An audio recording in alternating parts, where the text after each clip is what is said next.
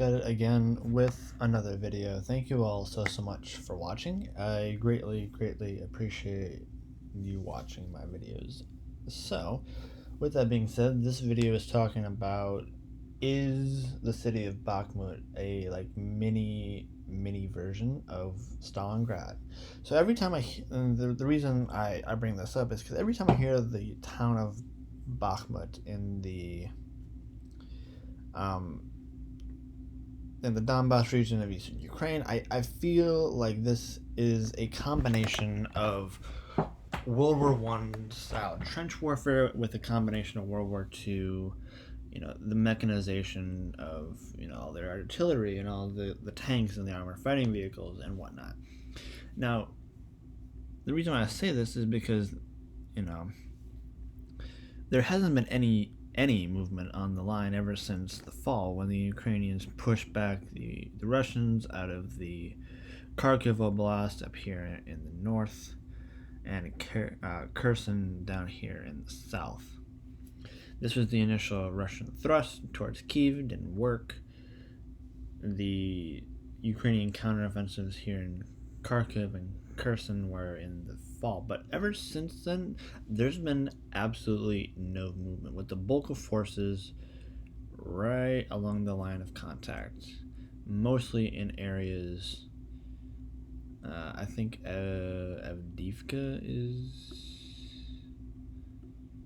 Vuhledar down here, Avdiivka right here, and then Bakhmut right in here, and then a bulk of focuses around the Lysychansk area as well. So there's been literally no movement. The Russians, I feel the Russians tried a winter offensive and it just failed. Like, they just kept throwing bodies at the problem. Now, Stalingrad, this might not be a proportionally, in terms of scale, I don't think this is even remotely like even in the ballpark. Because if we just look at the Soviet losses, the estimate is 1.129 million. I don't think that's accurate. I think minimum. I think the Russians or Soviets lost 1.2 to 1.3 million. This was just an absolute meat grinder. This is literally where the Soviets broke the back of the Germans in the East, because the Germans didn't have 800,000 replacement soldiers to replace those Soviets. It was just zombie wave tactics. Just wave after wave after wave just kept coming.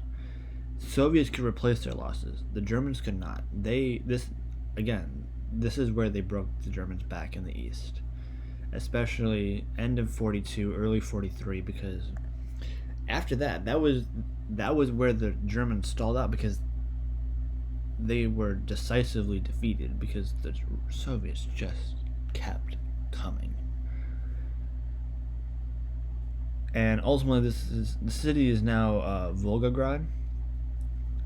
So the city is no longer named Stalingrad, but this is a really solid article that I really like. Radio Free Europe, or Radio Liberty, is one of the sources that I really like. The bloodiest infantry brawl since World War II. We have a bunch of pictures. Photojournalists doing amazing work. But yeah, the battle for here in Bakhmut is very reminiscent of,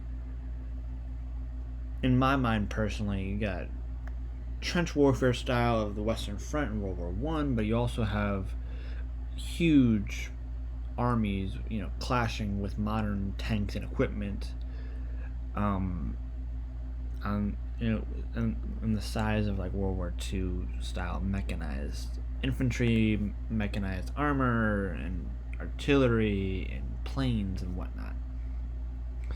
So is Bakhmut a mini Stalingrad? In terms of scale, no, but in terms of symbolism in terms of maybe breaking the back of the Germans or the Russians in this case, then yes, it's very reminiscent and very similar.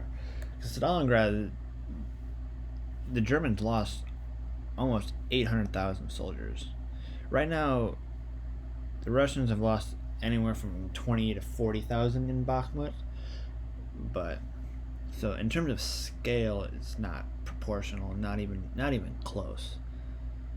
I don't even think the Russians have 1.2 million men in theater.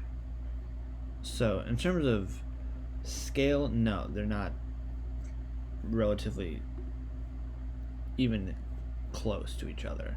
But in terms of symbolism, in terms of how Stalingrad held back the Germans and how Bakhmut is consistently holding, President Zelensky has called Bakhmut Fortress Bakhmut.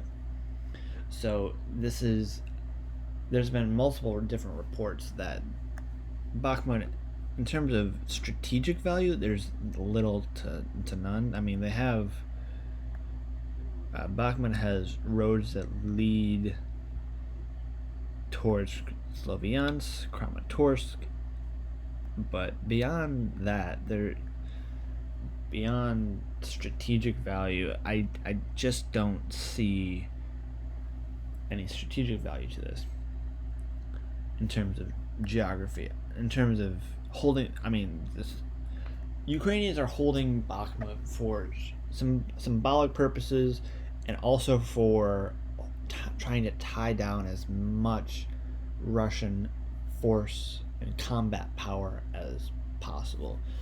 Because ultimately, if you hold them in Volodar, you hold them in Avdiivka and Bakhmut and all these along the line, then you can focus on your spring counteroffensive, whether that's coming straight down from Zaporizhia down to Melitopol or Berdyansk or Mariupol, whether you're coming south and coming from Zaporizhia Oblast, or you're crossing the Dnipro, which is logistically hard but possible. There's only a handful of ways that this Ukrainian counteroffensive can go. There's only so many directions you can go on this map. You either go straight from Kherson towards Crimea, you either go from Zaporizhia down to the Sea of Azov, or you figure out a way of piercing through the Russian line in the Donbass. But Donbass is very reminiscent of World War I trench warfare, so logistically I don't know whether or not the Ukrainians can even push the Russians back in that theater. The two feasible options for the spring counteroffensive is Zaporizhia down to the sea or Kherson down to Crimea. And to be honest, you don't even need to storm Crimea, you just have to block the access points. There's only three. There's a road here, and the Kerch Straits. The Russians are terrible at logistics. Just block off their supply chains and lay siege. So ultimately, they're holding Bakhmut, Avdiivka, Vuhledar to try and tie down. Look at all these forces. The bulk of Russian forces in Ukraine are right here.